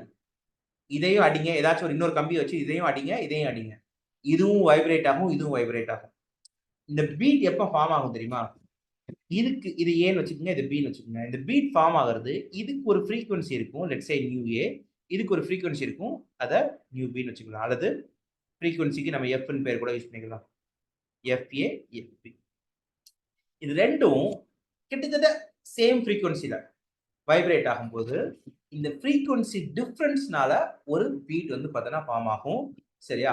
நீங்க அடிச்சு பார்த்தீங்கன்னா ஒரு மாதிரி வந்து பார்த்தீங்கன்னா ஒரு மாதிரி அதாவது இதை மட்டும் அடிச்சீங்கன்னா கிங்னு கேட்கும். இதை அடிச்சீங்கன்னா டாயிங் கேட்கும். ரைட்டா? ரெண்டையும் அடிச்சு விட்டீங்க அப்படின்னா இந்த 2 வேவ் மிக்ஸ் ஆகும்போது ஒரு மாதிரி என்ன ஆகும் அப்படின்னா ஒரு மாதிரி விட்டு மோட்டர் ஓடும்போது சவுண்ட் வரும் இல்லையா? வேங் வேங் வேங் சொல்லிட்டு கேப் விட்டு அந்த வரும். அதுதான் பீட்னு சொல்லுவோம். ஸோ இந்த பீட் வர்றதுக்கு காரணம் வந்து பார்த்தீங்கன்னா எஃப்ஏக்கும் எஃப்பிக்கும் உள்ள ஃப்ரீக்வன்சி டிஃபரன்ஸ். ஸோ இதில் யார் வேணாலும் அதிகமாக இருக்கலாம், யார் வேணாலும் கம்மியாக இருக்கலாம். ஸோ இவங்க 2 பேருக்கும் எவ்வளவு ஃப்ரீக்வன்சி டிஃபரன்ஸ் இருக்குதோ, மாடுலஸ் போட்டோம்னா ஃப்ரீக்வன்சி டிஃபரன்ஸ் எவ்வளவு இருக்குதோ அதுதான் வந்து என்னன்னா ஃப்ரீக்வன்சி ஆஃப் பீட். சரியா? இப்போ அவங்க ஃப்ரீக்வன்சி ஆஃப் பீட் வந்து பார்த்தீங்கன்னா கொடுத்துட்டாங்க. எவ்வளோனா 4ன்னு கொடுத்துருக்காங்க. 4 பீட் பர் செகண்ட்னா அதோட ஃப்ரீக்வன்சி என்ன? 4. ஃப்ரீக்வன்சி ஆஃப் ஏ கொடுத்துட்டாங்க. ஏ எவ்வளோனா 320 ஹெர்ட்ஸ். அப்ப பிக்கு என்ன ஃப்ரீக்வன்சி வரும்? ஏக்கு 320 ஹெர்ட்ஸ்னா ஏக்கும் பிக்கும் உள்ள டிஃபரன்ஸ் 4. ஏக்கும் பிக்கும் உள்ள டிஃபரன்ஸ் வந்து பாத்தீங்கன்னா 4. அப்ப பி வந்து பாத்தீங்கன்னா நம்ம எஃப்ஏ மைனஸ் எஃப்பி அப்படிங்கிறது போடும்போது இட் மே பி +4ஆவும் இருக்கும், -4ஆவும் இருக்கும். டிஃபரன்ஸ் தான் 4. சரியா? எஃப்ஏ மைனஸ் எஃப்பி +4ஆவும் இருக்கலாம், -4ஆவும் இருக்கலாம். ரைட்டா? அப்போ உங்களுக்கு நீங்க எஃப்பி கண்டுபிடிக்கணும் அப்படின்னா இது கன்ஃபியூஸ் ஆகுது அப்படின்னா இதை கூட விட்டுருங்க. எஃப்பி வந்து பாத்தீங்கன்னா 320 விட +4ஆவும் இருக்கலாம், அல்லது 320 இருந்து -4ஆவும் இருக்கலாம். சரியா? 320 இருந்து 4 கூட இருக்கலாம், அல்லது 4 கம்மியா இருக்கலாம். எஃப்பிக்கு இந்த 2 ஆப்ஷன் இருக்கு. இப்போ அடுத்து என்ன சொல்றாங்கன்னா இந்த பியோட கொஞ்சம் வேக்ஸை வந்து பாத்தீங்கன்னா ஆட் பண்றாங்க. வேக்ஸை ஆட் பண்ணிட்டு when it is sounded with A அப்பவும் வந்து பார்த்தோம்னா 4 பீட் per செகண்ட் வந்து பார்த்தீங்கன்னா ப்ரொடியூஸ் ஆகுது. அப்பவும் 4 பீட் per செகண்ட் ப்ரொடியூஸ் ஆகுது. இப்போ வந்து பார்த்தீங்கன்னா ஏ அப்படியே தான்ப்பா இருக்கு. ஆனா பில வந்து பார்த்தீங்கன்னா கொஞ்சம் வேக்ஸை சேர்த்துட்டாங்க அப்படின்னா, கொஞ்சம் எக்ஸ்ட்ரா மாஸை கூட்டிட்டாங்க அப்படின்னா ஃப்ரீக்வன்சி ஆஃப் பி என்ன ஆயிரும் அப்படின்னா மாறிடும். ஆக்சுவலா குறைஞ்சிடும். ஃப்ரீக்வன்சி ஆஃப் பி என்ன ஆயிரும்? குறைஞ்சிடும். ஸோ எஃப் பி டேஷ் வந்து பார்த்தீங்க அப்படின்னா கண்டிப்பா எஃப்ஏ விட எப்படி இருக்கும்? கம்மியா இருக்கும். நீங்க பாருங்க, எஃப்ஏ என்ன? 320 ஹெர்ட்ஸ். எஃப்பி டேஷ் என்னன்னு தெரியாது. பட் எஃப்பி டேஷ்க்கான பாசிபிள் ஆப்ஷன்ஸ் என்ன? அகைன் வந்து பார்த்தோம்னா 324 ஹெர்ட்ஸ் இருக்கலாம், அல்லது 316 ஹெர்ட்ஸ் இருக்கலாம். ஏன்னா ஏக்கு வந்து பார்த்தோம்னா அதே தான், பிக்கு வந்து பார்த்தோம்னா மாறி இருக்கும். மாறி இருந்தாலும் அந்த டிஃபரன்ஸ் என்ன? 4 தான். So 324 or 316. நமக்கு தெரியுது எஃப்பி டேஷ் வந்து கண்டிப்பா எஃப்பியை விட எப்படி இருக்கும்? கம்மியா தான் இருக்கும். ஸோ இங்க நீங்க 316 சூஸ் பண்ணீங்க அப்படின்னா கண்டிப்பா இங்க 316 இருக்க முடியாது. அதோட கம்மியா இருக்கணும். அதோட கம்மியா போறதுக்கு வாய்ப்பு இல்லை. ஸோ அப்ப இங்க இனிஷியலா 324 இருக்கணும். வேக்ஸை ஆட் பண்ணதுக்கு அப்புறம் அது என்னவா மாறி இருக்கணும்? 316 மாறி இருக்கணும். புரிஞ்சுக்கணும் கொஸ்டினை. ஏயோட ஃப்ரீக்வன்சி 320, பிக்கு அந்த பீட்டை ஆட் பண்ணிக்கணும். எய்தர் +4 இருக்கலாம் ஆர் -4 இருக்கலாம். அப்ப பிக்கு பாசிபிள் ஆப்ஷன்ஸ் முதல்ல இவங்க 2 பேரும் இருக்க முடியும். திருப்பி என்ன பண்றாங்க? பியோட வேக்ஸ் ஆட் பண்றாங்க. வேக்ஸ் ஆட் பண்ணா ஃப்ரீக்வன்சி குறையும். That's a rule. நீங்க வந்து பாத்தீங்கன்னா ஒரு கம்பியில வந்து பாத்தீங்கன்னா மெழுக தேய்ச்சி வச்சுட்டு தட்டுறீங்க. கண்டிப்பா என்ன ஆகும்? முன்னாடி வைப்ரேட் ஆனதை விட கம்மியா தான் வைப்ரேட் ஆகும். ஃப்ரீக்வன்சி குறையும். இப்போ ஃப்ரீக்வன்சி குறையுது. ஸ்டில் வந்து பாத்தீங்கன்னா ஃப்ரீக்வன்சி ஆஃப் பீட் 4 தான் வருது. அந்த டிஃபரன்ஸ் 4 தான் வருது. அப்படின்னா எகைன் FA சேம் தான். அது மாறல. FB எனக்கு தெரியாது. மாறி இருக்குதா நான் என்னன்னு தெரியாது. பீட் சேம் தான். ஸோ எப்பவுமே 320 இது 4னா பிக்கான ஆப்ஷன் என்ன? 324 ஆர் 360. அப்ப நமக்கு தெரிய வேண்டிய விஷயம் என்னன்னா முதல்ல இருந்ததை விட ரெண்டாவது இருக்கிற பி வந்து முதல்ல இருக்கிற பியோட ஃப்ரீக்வன்சியை விட ரெண்டாவது இருக்கிற பியோட ஃப்ரீக்வன்சி குறைஞ்சிருக்கணும். இப்போ குறைஞ்சிருக்கணும் அப்படின்னா அதுக்கான ஒன்லி பாசிபிலிட்டிஸ் என்ன? 324 தான். அவங்க கொஸ்டின் என்ன? ஃப்ரீக்வன்சி ஆஃப் பி தான் கேட்கறாங்க. குறைஞ்சது கேட்கல, ஒரிஜினலா இருந்தது தான் கேட்கறாங்க. அப்ப 324 ஹெர்ட்ஸ் தான் ஆன்சர். சரியா? ஸோ பீட்ல கேட்கக்கூடிய காமன் டைப் கொஸ்டின் தான் இது. பாத்துக்கங்க. அடுத்து இந்த கொஸ்டின், இது ஒரு நல்ல கேள்வி. என்ன அப்படின்னா a paraxial beam is incident on a glass hemisphere of radius 10 cm in air as shown. அதாவது ஒரு ஹெமிஸ்பியர் இருக்குப்பா. ஓகே, இந்த ஹெமிஸ்பியர்ல வந்து இதுதான் அதோட ஆக்சிஸ். இந்த ஆக்சிஸ்க்கு பேரலா 3 ரே வருது. ஸோ இது நமக்கு யூஸ்வலா வேற மீடியமா இருக்கும். எது? உள்ள இருக்கிறது வந்து பாத்தீங்கன்னா யாருன்னா நமக்கு உள்ள இருக்கிறது கிளாஸ். கரெக்டா? Hemisphere class. ஸோ இந்த கிளாஸோட ரேடியஸ் வந்து அவங்க கொடுத்துருக்காங்க. என்ன கொடுத்துருக்காங்க அப்படின்னா இது வந்து பார்த்தோன்னா தே கேவ் எவ்வளவு? 10 சென்டிமீட்டர்னு கொடுத்துருக்காங்க. சரியா? அண்ட் இதோட ரிஃப்ராக்டிவ் இண்டெக்ஸும் கொடுத்துருக்காங்க 1.5. இப்போ என்ன கேட்குறாங்க அப்படின்னா இப்படி வர்ற லைட்டு இந்த இடத்துல பட்டு இங்க என்ன ஆகும் அப்படின்னா வெளியே வந்து ஒரு இடத்துல ஃபோக்கஸ் ஆகும், கன்வெர்ஜ் ஆகும். கரெக்டா இல்லையா? ஒரு ஹெமிஸ்பெரிக்கல் கிளாஸை வச்சிங்கன்னா அது ஆட்டோமேட்டிக்காக என்ன ஆகும்? அந்த ஆக்சியல் பீமை வந்து பார்த்தீங்கன்னா ஸ்ட்ரைட்டாக வரக்கூடிய பீமை கன்வெர்ஜ் பண்ணி இந்த இடத்துக்கு அனுப்பிச்சுடும். இப்போ என்ன கேட்குறாங்கன்னா the distance of point of convergence, அதாவது இந்த ஃபோக்கஸ் பாயிண்டோட டிஸ்டன்ஸ் எங்க இருந்து அப்படின்னா from the plane of surface. இதுல இருந்து என்ன டிஸ்டன்ஸ்னு கேட்குறாங்க. இந்த டிஸ்டன்ஸ் லெட்ஸ் சே d ன்னு வச்சுக்கலாம். இந்த டிஸ்டன்ஸ் தான் क्वेश्चनல கேட்குறாங்க. இது எப்படி கண்டுபிடிக்கிறது? முதல்ல எனக்கு வர்றது ஏர்ல இருந்து வருது. ஏர்ல இருந்து ஒரு கிளாஸுக்கு போகுது. So refraction through spherical surface, இதுதான் இந்த கொஸ்டின் கேட்டிருக்கக்கூடிய topic. Refraction through spherical surface, இது ஞாபகம் வரணும். ரிஃப்ராக்ஷன் த்ரூ ஸ்பெரிக்கல் சர்ஃபேஸுக்கு ஃபார்முலா என்ன? என்ன formula? n2 by v minus n1 by u equal to n2 minus n1 by r. இது என்ன? ரிஃப்ராக்ஷன் த்ரூ ஸ்பெரிக்கல் லென்ஸோட ஃபார்முலா இல்ல, ரிஃப்ராக்ஷன் த்ரூ ஒரு ஸ்பெரிக்கல் சர்ஃபேஸ். ஒரு ஏர்ல இருந்து வரக்கூடிய லைட் ஒரு ஸ்பியருக்கு ஃபேஸ் பண்ணும்போது, ஒரு ஸ்பெரிக்கல் சர்ஃபேஸை ஃபேஸ் பண்ணும்போது அது எப்படி கன்வெர்ஜ் ஆகும்? ஸோ இப்போ ஏர்ல இருந்து அது எவ்வளவு தூரத்துல வருது? அது ஆக்சிஸா வருது, ஆக்சியலா வருது.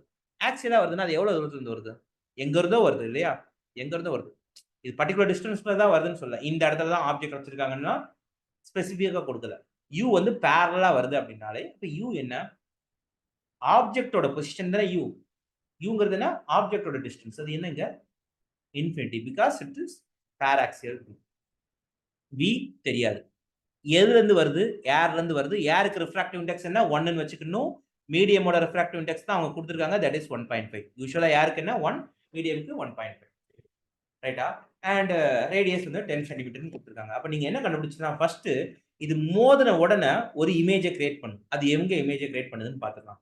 சரியா? ஸோ இனிஷியலா அது கிரியேட் பண்ணக்கூடிய இமேஜ் n2 என்னப்பா? 1.5 பை இனிஷியலா அது ஒரு இமேஜை கிரியேட் பண்ணும் v1 minus n1 by u 1 by infinity equal to n2 minus n1 னா 0.5 பை ரேடியஸ் எவ்வளோப்பா 10 சென்டிமீட்டர். ரைட்டா? அப்போ V1 is equal to 10 into 1.5 that is 15 divided by 0.5 இப்போ 30 சென்டிமீட்டர். இதுதான் இந்த லைட் மோதின உடனே இனிஷியலா ஒரு இமேஜை ப்ரொடியூஸ் பண்ணும். லெட்ஸ் சே இங்க ப்ரொடியூஸ் பண்ணுதுன்னு வைங்க. எங்க ப்ரொடியூஸ் பண்ணுதுன்னு எனக்கு தெரியாது. இனிஷியலா ப்ரொடியூஸ் பண்றது இங்க இருந்து பட்டு இங்க தான் ப்ரொடியூஸ் பண்ணும். ஓகே? ஸோ இங்க தான் வந்து பாத்தீங்கன்னா இமேஜ் விழும். So this is your V1. ஏன்னா இங்க தான் மோதுது, இந்த சர்ஃபேஸ்ல இங்க தான் மோதுது. இப்போ இதுதான் V1. V1 தான் நம்ம கண்டுபிடிச்சிருக்கோம். V1 இஸ் எவ்வளவு? 30 சென்டிமீட்டர். இப்போ இதுல இருந்து இங்க ஃபார்ம் ஆகக்கூடிய இமேஜ் ஃபார்ம் ஆகுது இல்லையா? இந்த இமேஜ் வந்து பார்த்தோம்னா திருப்பி இதுல மோதி இது வெளியே என்னாகும்? வெளியே வந்து இப்படி விடும். ஸோ இந்த பிளேன்ல இருந்து திருப்பி என்னாகும்? வெளியே வரும். ரைட்டா? இப்போ இந்த டிஸ்டன்ஸ் தான் நமக்கு கேட்குறாங்க. அப்போ இந்த பிளேனுக்கும் இந்த இமேஜுக்கும் இடையில இருக்கக்கூடிய டிஸ்டன்ஸ் இது இருக்கு இல்லையா? ஸோ ஃபர்ஸ்ட் ரிஃப்ராக்ஷன் வந்து பார்த்தீங்கன்னா ஏர்ல இருந்து கிளாஸுக்கு நடக்கும். தென் கிளாஸ்ல ஃபார்ம் ஆகக்கூடிய இமேஜ் திருப்பி ஆப்ஜெக்டா பிஹேவ் பண்ணி இன்னொரு ஃபைனல் இமேஜை ப்ரொடியூஸ் பண்ணும். இதுதான் ஸ்பெரிக்கல் சர்ஃபேஸ்ல நடக்குது. ரெண்டு விதமான இது நடக்குது. யூஸ்வலா நம்ம லென்ஸ்ல பார்த்துருப்போம் இந்த லாஜிக்கை. எப்படி பார்த்துருப்போம் அப்படின்னா, இங்க ஒருத்தர் வச்சிருப்போம். இவன் போயிட்டு ஒரு டெம்பரவரியா ஒரு இமேஜை ஃபார்ம் பண்ணுவான். தென் இந்த இமேஜுக்கான இந்த இமேஜ் இதுதான் V1. இந்த இமேஜ் என்ன பண்ணும் அப்படின்னா இந்த சர்ஃபேஸுக்கு எதுவும் ஆக்ட் ஆகும்? ஆப்ஜெக்டா ஆக்ட் ஆகும். இந்த V1 வந்து பார்த்தீங்கன்னா செகண்ட் ரிஃப்ராக்ஷனுக்கு ஆப்ஜெக்டா ஆக்ட் ஆகி ஃபைனல் இமேஜ் என்ன பண்ணும்? ப்ரொடியூஸ் பண்ணும். ஸோ நமக்கு somewhere here will be getting the final image. So முதல்ல ரெண்டு ரிஃப்ராக்ஷன் நடக்கும். ஒரு ஸ்பெரிக்கல் சர்ஃபேஸ்ல நம்ம லென்ஸ் இப்படி போடுவோம். இது பை கான்வெக்ஸ் லென்ஸ்னு சொல்லுவோம். இப்படி போடுவோம். ரைட்டா? இங்க இருக்கிறது வந்து பார்த்தீங்கன்னா இப்படி இருக்குது. ஒரு ஹெமிஸ்பிரிக்கல் லென்ஸா இருக்குது. ஸோ முதல்ல லைட் வருது, ரிஃப்ராக்ட் ஆகுது, ஒரு டெம்பரரியா ஒரு இமேஜை ஃபார்ம் பண்ணுது, தென் திருப்பி ரிட்டர்ன் போகுது, ரிட்டர்ன் போயிட்டு ஃபைனல் இமேஜை ஃபார்ம் பண்ணுது. ஓகேயா? ஸோ இதுதான் நடக்கிறது. அப்போ வந்து பாத்தீங்கன்னா இந்த பிளேனுக்கும் இந்த பாயிண்ட் முதல்ல ஃபார்ம் ஆன பாயிண்ட்டுக்கு இடையில இருக்கக்கூடிய இந்த கேப் இருக்கு பாத்தீங்களா? இந்த கேப் தான் செகண்ட் ரிஃப்ராக்ஷனுக்கான செகண்ட் செட் ஆஃப் ரிஃப்ராக்ஷனுக்கு இமேஜ் யாரு அப்படின்னு பாத்தீங்கன்னா, ஆப்ஜெக்ட் யாருன்னு பாத்தீங்கன்னா V1 மைனஸ் D. சரி, V1 மைனஸ் இது என்னப்பா? இந்த லென்த் என்ன? R. இந்த ஃபுல் லென்த் தான் என்ன? V1. இந்த கேப் தான் வந்து பாத்தீங்கன்னா செகண்ட் ரிஃப்ராக்ஷனுக்கான object position. So V1 minus R. V1 யாருப்பா? Final image. ஃபைனல் இமேஜ் எங்க ப்ரொடியூஸ் ஆகும்? அதுதான் நம்ம என்ன சொல்றோம்? இங்க இருந்து எவ்வளவு தூரத்துல ஃபைனல் இமேஜ் ப்ரொடியூஸ் ஆகும்? இங்க போய் ப்ரொடியூஸ் ஆகுது. அதுதான் நம்ம என்ன வச்சிருக்கோம்? D வச்சிருக்கோம். That is final image. ஓகேயா? இப்போ மறுபடியும் இந்த ஈக்குவேஷன் அப்ளை பண்ணுங்க. N2 இப்போ இங்க யாரு அப்படின்னு பாத்தீங்கன்னா N2 யாரு? முதல் இதுல வந்து பார்த்தோம்னா ஃபர்ஸ்ட் நடந்தது ஏர்ல இருந்து ஏர் தான் N1 இருந்துச்சு, கிளாஸ் N2 இருக்குது. இப்ப கிளாஸ்ல இருந்து மறுபடியும் ஏருக்கு வருது. அப்போ N2 வந்து பாத்தீங்கன்னா ஏருக்கு என்ன 1, N1 வந்து பாத்தீங்கன்னா 1.5. இப்போ ரெண்டாவது நடக்கிறது. அப்போ 1 டிவைடட் பை Vக்கு பதிலாக நீங்க என்ன பண்ணணும்? ஃபைனல் இது D ல ப்ரொடியூஸ் ஆகும். N1க்கு பதிலாக நீங்க என்ன பண்ணணும் அப்படின்னா 1.5 பை V மைனஸ் R என்ன? V எவ்வளவு? 30, R எவ்வளவு?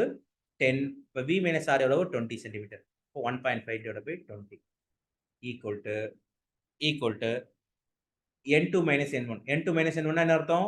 1.5 minus 1 minus 1.5. So minus 0.5 by R எவ்வளவு? 10.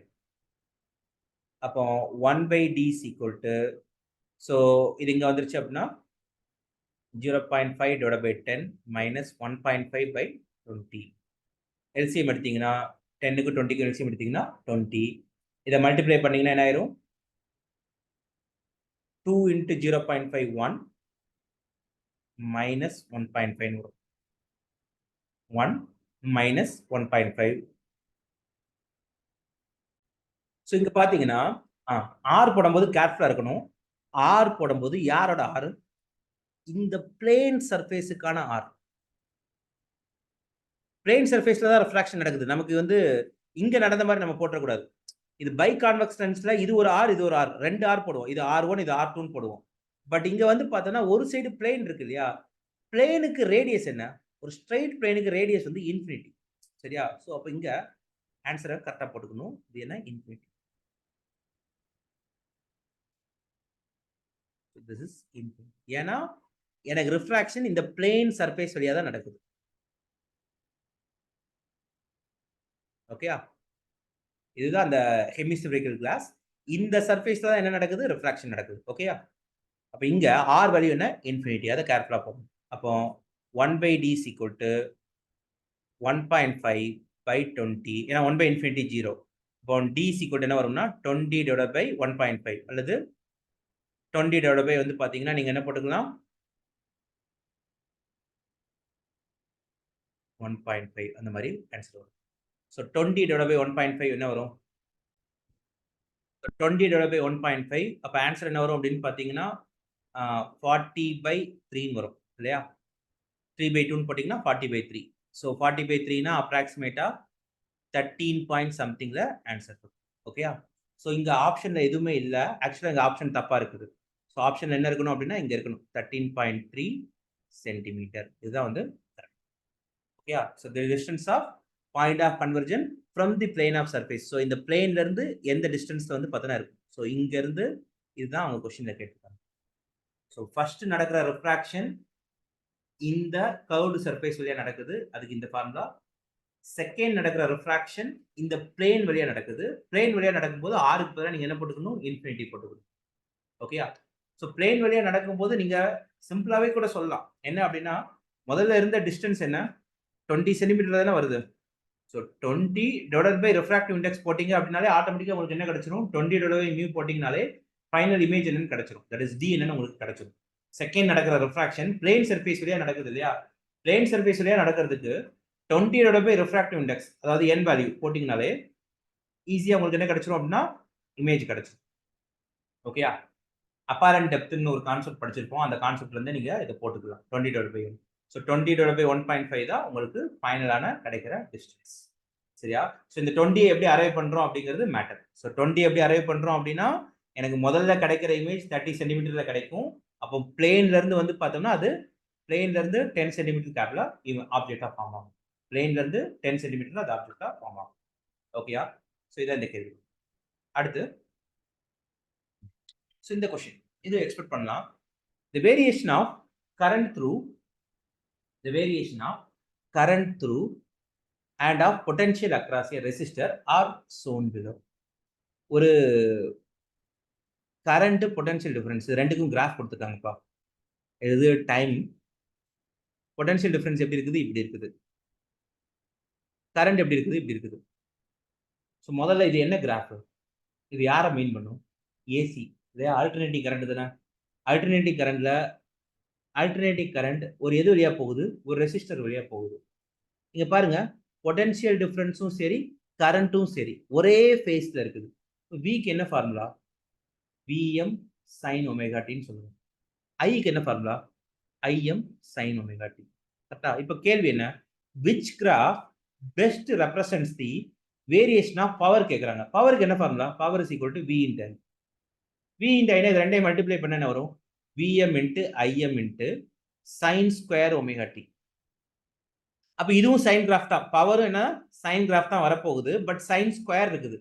சைன் ஸ்கொயர்னா இப்ப நீங்க ஒமேகா டிக்கு பதிலா 0ன்னு போட்டுறீங்க. அதாவது டைம் இருக்கு. டைம் தானே. டைம்னா ஒமேகா டி. சரியா? ஒமேகா டிக்கு பதிலா 0ன்னு போட்டுறீங்க. What is power? 0ன்னு வரும். ஒமேகா டிக்கு பதிலா π/2ன்னு போட்டுறீங்க. What is power? Vm Imன்னு வரும். That is power maximum power கிடைக்கும் இந்த பாயிண்ட். அல்லது இங்க சொல்ற மாதிரி இந்த பாயிண்ட். இங்க சொல்ற மாதிரி இந்த பாயிண்ட். இது கரெக்ட். ஸோ இந்த 3 ஆப்ஷனுமே நமக்கு பாசிபிலிட்டிஸ் இருக்குது. அடுத்து ஒமேகா டிக்கு பதிலாக பை போட்டுறீங்க. ஒமேகா டிக்கு பதிலாக பை போட்டுறீங்க. பவர் என்ன ஆயிரும்? 0 ஆயிரும். ஸோ இங்க இது. ஸோ இப்போவும் 3 ஆப்ஷனும் கரெக்டாக வருது. ஒமேகா டிக்கு பதிலாக 3π/2 போடுறீங்க. சைன் 3π/2 என்ன? மைனஸ் பண்ணும். இப்போ சைன் ஸ்கொயர் போடும்போது என்ன ஆயிரும்? +1 ஆயிரும். அப்போ இங்க பவர் என்ன வருது அப்படின்னா எகெயின் விஎம் ஐஎம் இன்ட்டு -1 வரணும். பட் ஸ்கொயர் இருக்கிறதுனால அது +1 மாறிடுது. அப்ப எகெயின் இங்க வந்துருது. புரியுதா? சைன் ஸ்கொயர்னா it is always positive graph. அப்ப இந்த கிராஃப் சைன் கிராஃபே வந்து பார்த்தீங்கன்னா ஃபுல்லா என்ன ஆயிரும்? பாசிட்டிவா மாறி வரும். இப்ப இந்த கொஸ்டினுக்கான ஆன்சர் என்ன? Option D. சரியா? பவருக்கும் டைமுக்குமான graph. So simple sine square omega டின்னு வருது. ஸோ அப்ப எல்லா ஒமேகாக்கு நீங்க என்ன வேல்யூ போட்டீங்கனாலும் ஆன்சர் எப்படி இருக்கும்? வேரியேஷன் பாசிட்டிவ்ல மட்டும் தான் நடக்கும். நெகட்டிவ்க்கு அது போகவே செய்யாது. ஆப்ஷன் டி தான் கரெக்ட். ஸோ அடுத்த question. A 220 volt AC supply is connected between point A and B. So இந்த மாதிரி ஒரு ஏசி சப்ளை எப்படி இருக்குது? முதல்ல நெகட்டிவ்ல வோல்டேஜ் இருக்குது, அப்புறம் பாசிட்டிவ் வோல்டேஜ், அப்புறம் நெகட்டிவ் வோல்டேஜ். இந்த மாதிரி வோல்டேஜ நான் இந்த மாதிரி ஏபின்னு 2 பாயிண்ட் கொடுக்குறேன். சரியா? ஸோ இங்க எனக்கு வந்து பார்த்தோம்னா 2 காயில் இருக்குது. இந்த காயில் மூலமா இந்த வோல்டேஜ் இங்க டிரான்ஸ்ஃபர் ஆகுது. அது ஓகே. ஸோ இங்க என்ன வோல்டேஜ் நம்ம கொடுக்குறோமோ அது இங்க டிரான்ஸ்ஃபர் ஆகுது. ரைட். இந்த வோல்டேஜ் வந்து பார்த்தோம்னா ஒரு ரெசிஸ்டர் வழியா வந்து இப்படி வெளியே வருது. இந்த 2 பாயிண்ட்டுக்கு இடையில இருக்கக்கூடிய கேப் தான் அவுட்புட் வோல்டேஜ்னு சொல்றாங்க. இவங்க என்ன பண்ணி வச்சிருக்காங்கன்னா, இந்த 2 பாயிண்ட்டுக்கு நடுவுல ஒரு டையோட கனெக்ட் பண்ணி வச்சிருக்காங்க. இப்போ அவுட்புட் எப்படி வரும்னு கேட்கறாங்க. முதல்ல இந்த டயோடு இல்லன்னா என்ன நடக்கும்? இந்த டயோடு இல்லன்னா, இங்க என்ன வருதோ அது அப்படியே இங்க வரும். இந்த டயோடு இல்லன்னா, இங்க என்ன வருதோ அப்படியே அவுட்புட்டா வந்துட்டு இருக்கும். ஏன்னா ஜஸ்ட் வந்து பார்த்தீங்கன்னா, ஒரு காயில்ல வச்சு மியூச்சுவல் இண்டக்ஷன் மூலமா டிரான்ஸ்ஃபர் பண்றாங்க. அவ்வளவுதான். So if there is no diode, இந்த டயோடே இல்ல அப்படின்னா இது வழியா யாருமே போமாட்டாங்க. இது வழியா யாருமே போமாட்டாங்கன்னா அவுட்புட் வோல்டேஜ் எப்படி இருக்கும்? இப்படி இருக்கும்.